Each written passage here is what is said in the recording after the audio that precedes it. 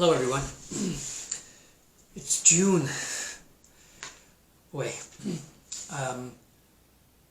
I wanted to talk to you today about summer learning. Summer learning happens so fast. Summer learning. Do you know that song? It's pretty famous. Summer is coming. Officially, it comes in a few weeks, just after building closure, school closure happens, around 21 or 22 of the month.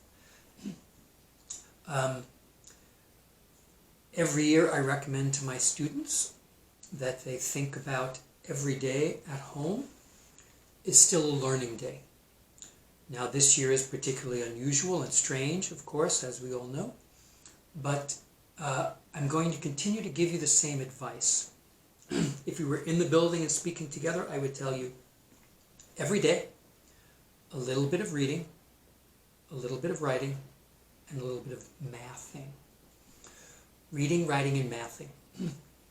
You decide how much time, along with your parents, but you should spend some time. Kind of the old days of school closing and everybody's done until September. That whole way of thinking is really gone.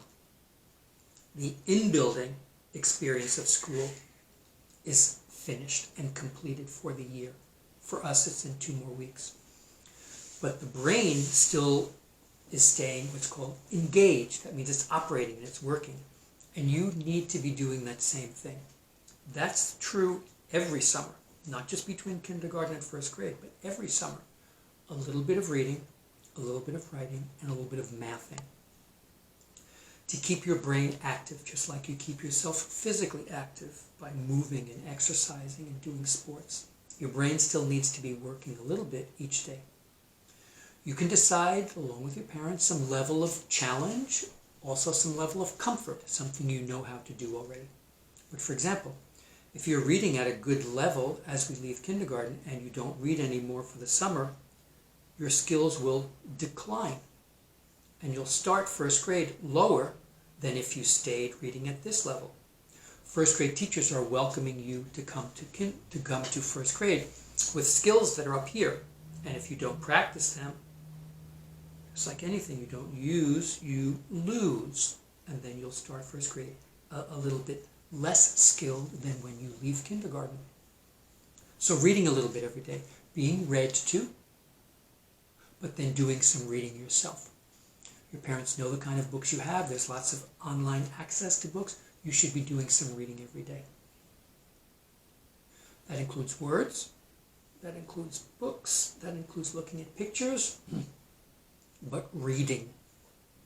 Reading the words. But you can do word work as well. That's considered reading. Next is some writing. A little bit of writing.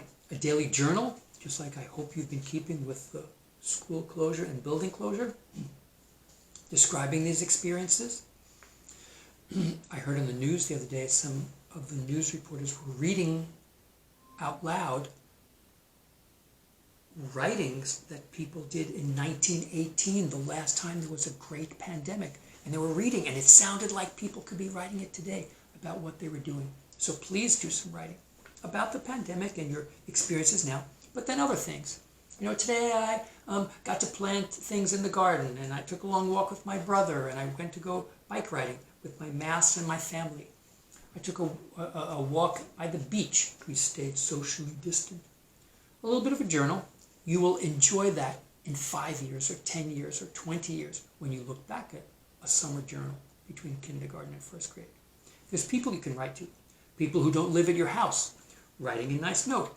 Hello, Grandma, Uncle Mike, Aunt Eileen, hello, what are you doing? Here's what I did today. People would love to get a letter like that, or a postcard from you. You could buy a postcard, or you could draw a picture on the front, and then it has a picture of you, and you're writing. That would be a nice way of practicing your writing, like friendship messages. Bing, you got mail, remember that? And then mathing. Some things to do. Mathing is measuring.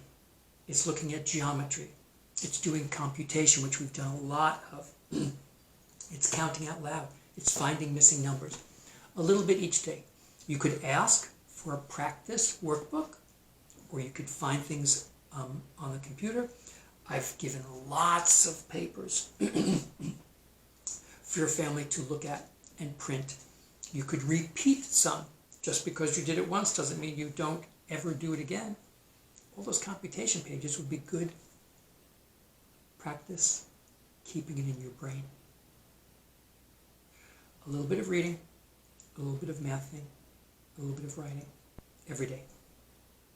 A little bit, or a lot of it. That will keep your brain active and you ready for first grade. We're going to talk about first grade next.